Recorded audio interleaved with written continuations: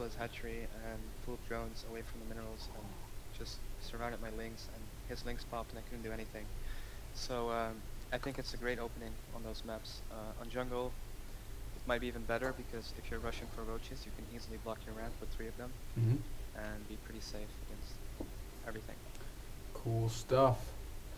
Let's see how we're doing on time here. We got about 10 more minutes, so I can take a few more questions before we do the old closing deal. All right, here's one, and I have no idea. You're gonna have to forgive me if my pronunciation of these strange words is awful. But Rhett, where do you get your stoop waffles and hagelslag in Korea? My stroopwafels and hagelslag. There you go. Yeah, those are some Dutch delicates that sadly I have to miss while I'm in Korea. But if any Dutch people want to send me those, that would be well appreciated. Okay. Roaches seem incredibly population inefficient. How do you know when it's time to transition into higher tech units, particularly in ZVP? I feel like roaches work very well until they're either like void rays show up, because then you need hydras to counter the void rays, or once they get they go like something like 2 robo immortals, I would start adding in hydras because immortals are very good against roaches. Yes, And once they get colossus, you obviously need corruptors, so you want to make sure you get that spire in time always. And when you say in time, what is your typical spire timing? Well, basically what happens is you go lair, and then you get the overlord speed ASAP, and then you try to peek at their base and see like, are they making mostly gateways, are they getting 2 robo and a robotics bay, is it just 2 robos naked, so it's going to be immortals. You just try to get info, and then you want to try to have that spire ready like as soon as he has 3 colossus, because that's when you really need the corruptors.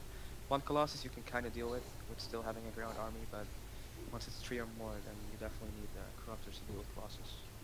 All right. Rhett, Colossus Void Ray. What the fuck?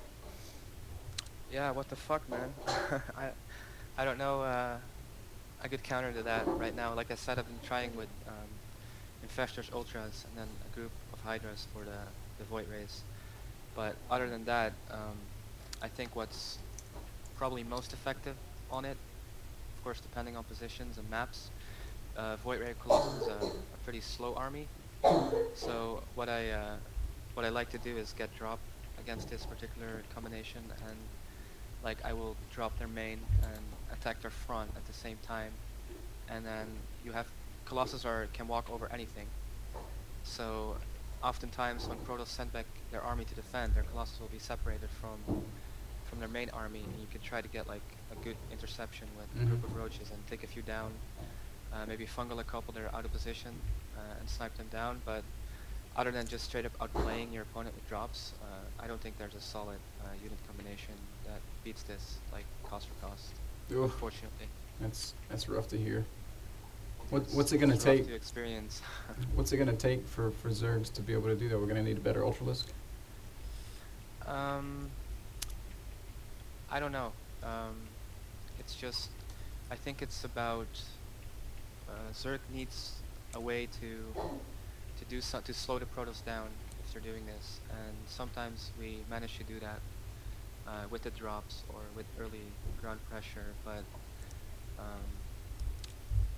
it just feels like it's on some maps it's too easy for Protoss to just sit back and get these units out and wait till max.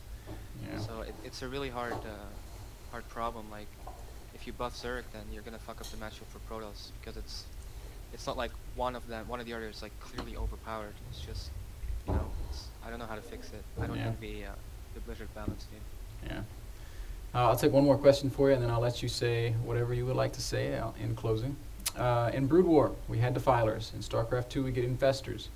Defilers just had some awesome skills, but Infestors don't have as much. And particularly in ZvT, but in the other matchups too, is it worth it to make an infestation pit purely for the Infestors? I think in ZvZ it's worth it, like in the scenarios we described today. You don't want to necessarily open up with them, but they are a very useful addition to your Roach army. Um, ZVP depends on what you're going for. Like obviously they're very gas heavy, so if you're playing a game and your opponent's rushing for Colossus, you want to skip them and just get the Corruptors out fast.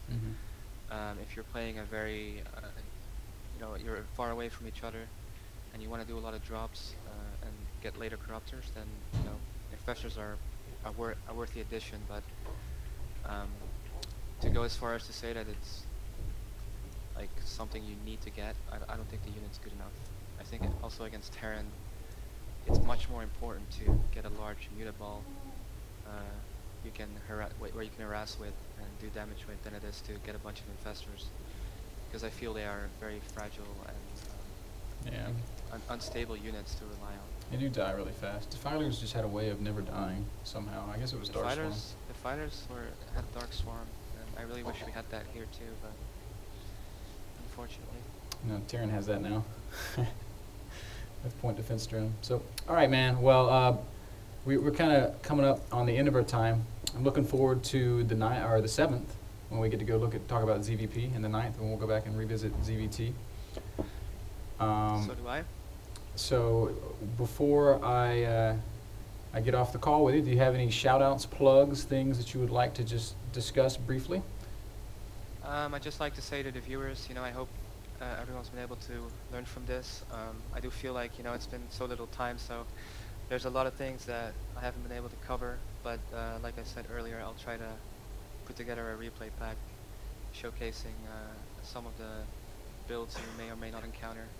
So hopefully, people can watch that and try to get an understanding of how to play 15 hatch effectively in this matchup. And I hope everybody tunes in on the 7th for ZVP. I guess that's about it. All right, man. Well, Rhett, I can't thank you enough for letting us for allowing us to stream this and for coming on and spending your time with us. I know you're really busy over there with GSL stuff. What's going on with GSL stuff right now? What's your situation? I play on the 6th of January. I have a ZvZ against my my housemate, I should say, OGS Suzanne. So I'm hoping I can put some of the stuff we talked about today in practice and be well prepared for those games. But it's gonna be really tough. I mean, Suzanne's a very strong opponent. I think he's like one of the few Zergs that are in the top 15 of the Korean ladder right now. So I have my work cut out for me, but I'm gonna try my best and hopefully win a couple games and make Cody nice, because that's the goal. You got a lot of fans pulling for you, man. Good luck with that, and you know what? I really hope you go far this season. I think in spite of these Protoss buffs, Zerg Hero Rhett, GSL Season 4 champion. Yeah, that'd be really awesome, man. Thanks for the support. Have a great rest of your evening, and I will see you on the 7th. Sounds good. You have a great day. All right, take it easy, buddy. Take care. Bye.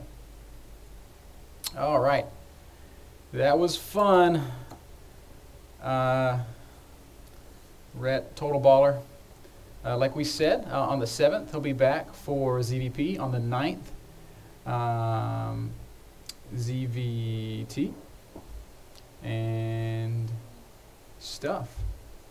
So, will this stream be uploaded? Absolutely. It's probably going to take a couple hours for the videos to process, and then it'll take a couple hours to get it all uploaded, but I'll have it all up this evening eventually. Huge shout out and thanks to Jay Echo. I can only imagine how high he's feeling after taking a game off of Rhett, and I can only imagine how pissed off Rhett must be. And Rhett, if you're listening, I'm sorry to laugh, but I know exactly how frustrating that can be. Also, huge special thanks and shout outs to my moderators for keeping chat clean. Thanks to you guys for watching and for emailing me questions.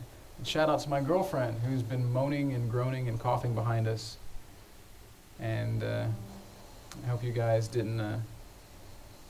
weren't too distracted by all that. So, all right, I'm going to shut down the stream so that this VOD can be saved.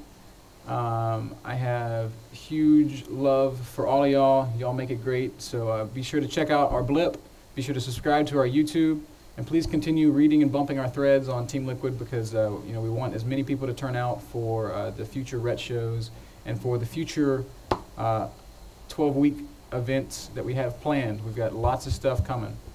So thanks to all of you guys. Y'all are all the best, and I will talk to y'all later this evening. Take it easy, guys.